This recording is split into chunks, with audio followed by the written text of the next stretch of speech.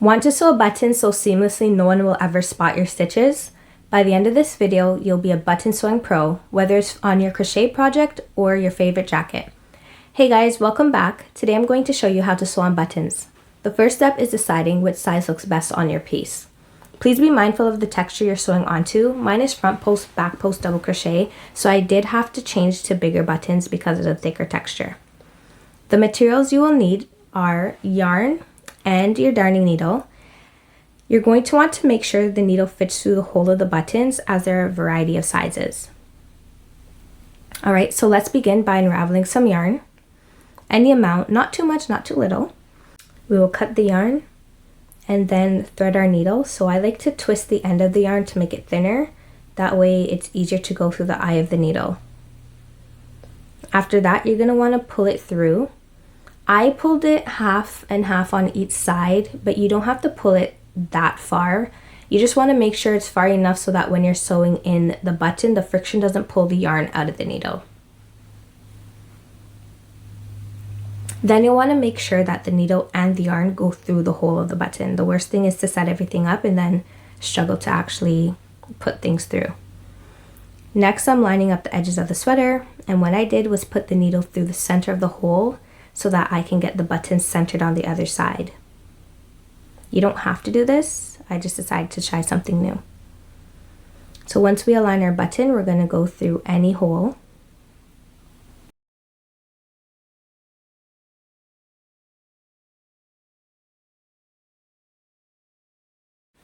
Once you do that, you're going to pull out one end of the yarn. Of course, I pulled out the wrong end, so I ended up having to rethread my needle.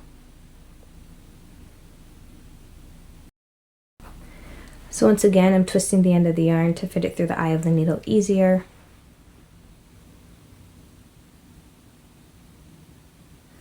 Alright, so now that we got that through, I am going to go through the hole that is diagonal from the first one. I personally like to sew it on the X pattern. I really like how that looks. So now our yarn is behind our sweater. So we're going to go on the same side as the first hole that we went through. So I am going below the first one. And once we get that through and pull our yarn, we have one more empty hole, which is also diagonal from the one we just went through. So we're going to create that X pattern. For these buttons, I only went through each hole once because the thread is thick enough to go through the holes, which are small. There you have it. Doesn't that look beautiful?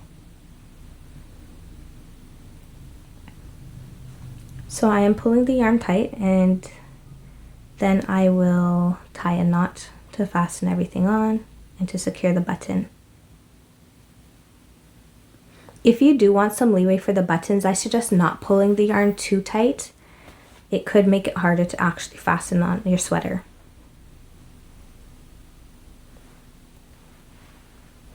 So I'm going to double knot it just to make sure everything is secured.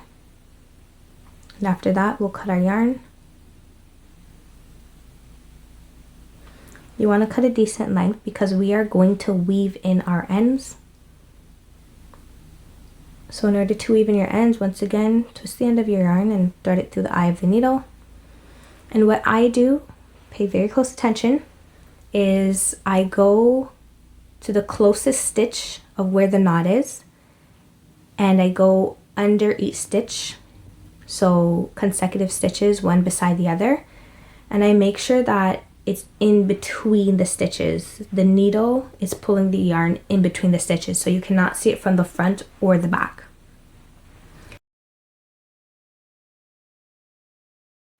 Once I've done enough going in one direction, I then thread the yarn in a complete other direction. That way, if the material or the project pulls from one angle, it won't get loose.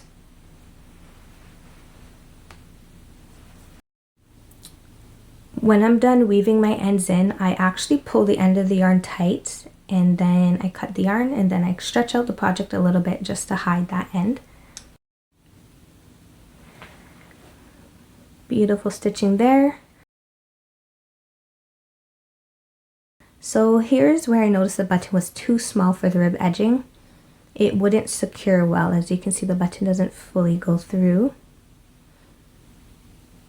Now, I was debating whether the smaller button would go through with this stitching, and of course I still chose wrong. So I decided to cut out the button. You guys, I weaved this in and secured it so well you cannot even see the end of the yarn. Okay, so if you follow my steps on how to weave in your ends, it will be perfect. You won't even be able to find your yarn after. So I'm gonna show you guys again how to sew on the button a little quicker this time because we went through it once.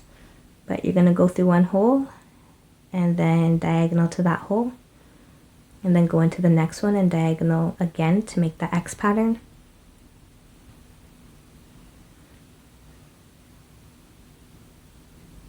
Once you're done, you're going to fasten it off by tying a knot.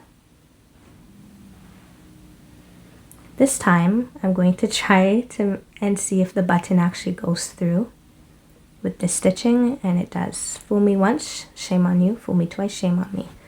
I don't want to have that same issue again. Here I'm just showing you the different sizes of the darning needle you can use.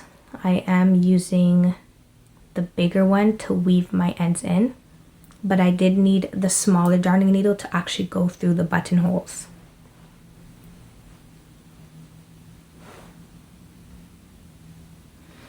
Once we tie it off, I weave in the ends, we cut it, and ta-da!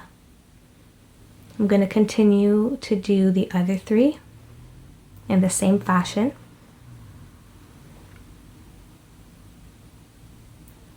So after that, I'm going to knot them, weave the ends in, and cut them off.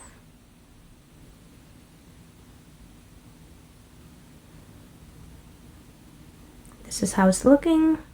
And once again, you cannot even tell where the buttons are sewed on. Everything looks so seamless. It looks so good.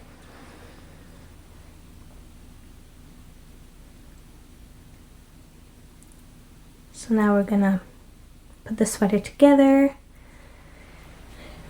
Make sure everything fits perfectly and is aligned well. And there you have a beautiful button-up baby sweater I created for my client. This was actually a matching set, so I did create some matching booties and a hat to go with it. If you enjoyed this video, please like and subscribe. I will have more tutorials coming your way, and I'll see you next time.